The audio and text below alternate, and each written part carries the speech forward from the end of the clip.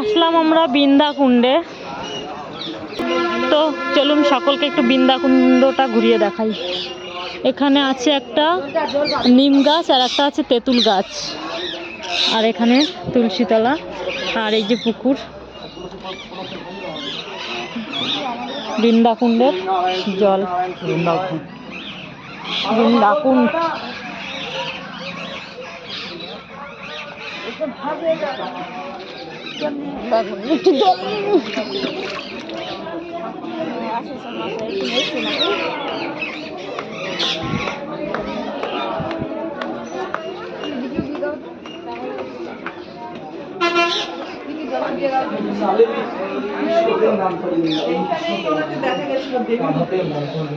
এই যে বৃন্দাকুণ্ড।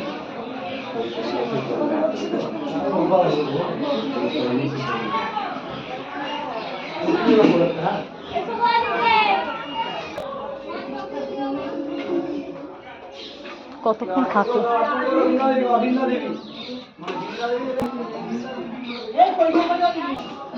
বৃন্দাকুণ্ডের জল।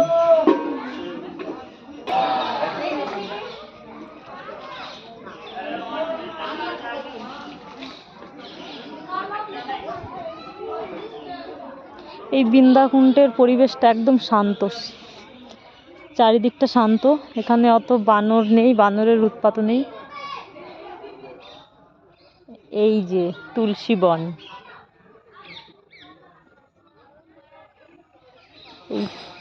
এই তুলসী বনটা অন্য কোথাও দর্শন হয়নি, তো এই বৃন্দাকুণ্ডেই তুলসী বনটা দর্শন হলো।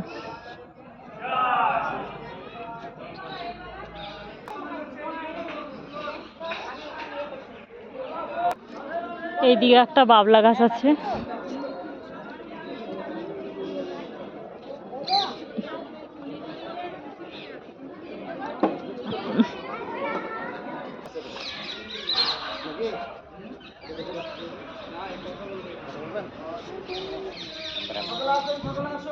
কত সুন্দর জায়গাটা।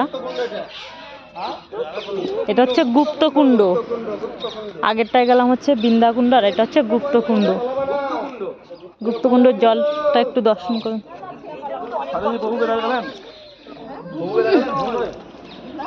দেখাতে হয় এসছে না কেউ।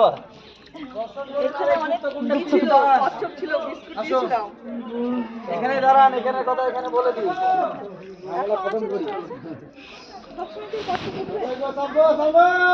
গুপ্তকুণ্ড কি জয়। হরে কৃষ্ণ হরে কৃষ্ণ। এমন জোর করে বলবেন যারা এদিকে আছে তারা যাতে এখানে আসে।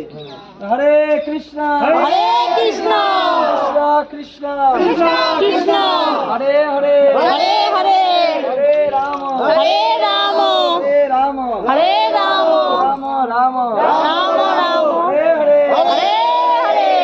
বলো বৃন্দা দেবী কি জয়, তুলসী মহারানী কি জয়। তো শুনুন, ওই যে ওখানে কুণ্ড দর্শন করলেন, এই কুণ্ড হচ্ছে বৃন্দাকুণ্ড, ঠিক আছে। আর এই যে এখানে কুণ্ড দর্শন করছেন, এই কুণ্ড হচ্ছে গুপ্তকুণ্ড, ঠিক আছে। এই কথা ওখানে বলিনি। যখন রাবণেরা এই বৃন্দাবন ধাম আক্রমণ করেছিল, আর যখন সমস্ত বিগ্রহদেরকে নিয়ে চলে যাচ্ছিল, তখন বৃন্দা দেবী এই কুণ্ডে গুপ্ত হয়ে গেছিল, লুকিয়ে গেছিল।